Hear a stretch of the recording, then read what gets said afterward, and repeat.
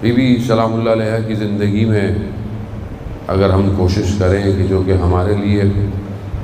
امکان نہیں ہے کہ جن کے لیے قرآن کی آیتیں نازل ہوں ان کی ہم کوئی توصیف یا تعریف کریں،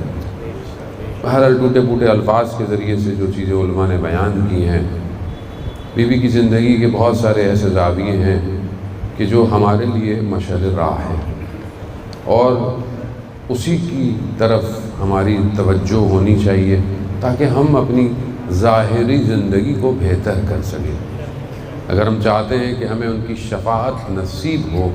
تو ہمیں یہاں پر ان کی اطاعت کرنی پڑے گی، اطاعت ہی شفاعت کی طرف لے کے جائے گی۔ انسان ظاہری زندگی میں جو ہے وہ عمل نہ کرے اور ویسا انجام پہ نہ پہنچے جیسا وہ چاہتے ہیں، وہ ظاہر ہے انسان اس طرح نہیں ہو سکتا کہ جس طرح شاید کاملاً ہمیں حکم دیا گیا ہے، لیکن ہم کوشش تو کر سکتے ہیں کہ ہم اس راستے کی طرف بڑھیں جس راستے کا انہوں نے انتخاب کیا ہے۔ پہلی چیز جو ان کی زندگی کے اندر سب سے بارز، سب سے روشن نظر آتی ہے وہ خدا شناسی ہے کہ خدا ان کی زندگی میں کہاں ہے اور کس طرح ہے۔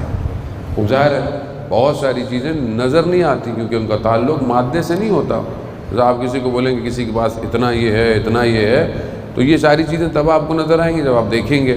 کہ کسی کے پاس جو ہے مثلاً پیسہ زیادہ ہے نظر آتا ہے، کسی کے پاس جو ہے وہ کوئی اور چیز ہے، زمین زیادہ ہے وہ نظر آتی ہے، لیکن معرفت جو ہے وہ مادہ نہیں ہے کہ جو آپ کو ظاہری نظر آئے۔ معرفت کا ادراک انسان کے عمل سے ظاہر ہوتا ہے کہ انسان کو کتنی کس چیز کی معرفت ہے اس کے عمل سے ظہور کرتی ہے۔ اب اگر ہم ان کی زندگی کو دیکھیں تو کون سی چیز ایسی ہے کہ ظاہری طور پر کوئی بہت ثروت نہیں ہے ان کی زندگی میں۔ آپ جانتے ہیں مدینہ کے یہ شروع کے سال جو تھے وہ کوئی مسلمانوں کے لیے بہت زیادہ مال و دولت نہیں تھے،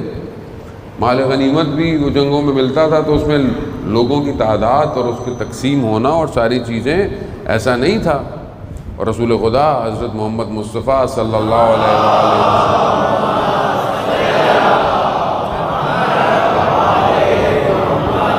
رسول خدا دنیا کے حکمرانوں کی طرح نہیں تھے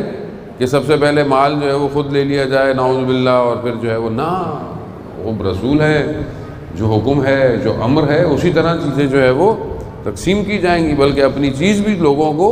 تقسیم کر دیتے۔ مشہور ہے مولا متقیان جب جنگ سے آتے ہیں تلوار سے خون ٹپک رہا ہے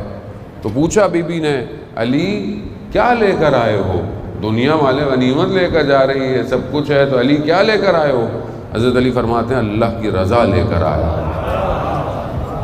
وہ یہ چیزیں مادے میں نہیں آپ اس کو سمیٹ سکتے، رضا الہی مادے میں نظر نہیں آئے گا، رضا الہی عمل صالح میں نظر آتا ہے کہ انسان کا عمل کیسا ہے وہاں نظر آئے گی۔ اب یہ معرفت جو ہے خدا شناسی کی کہ خدا نزدیک کیا ہے، خدا ہمارے لیے کیا ہے،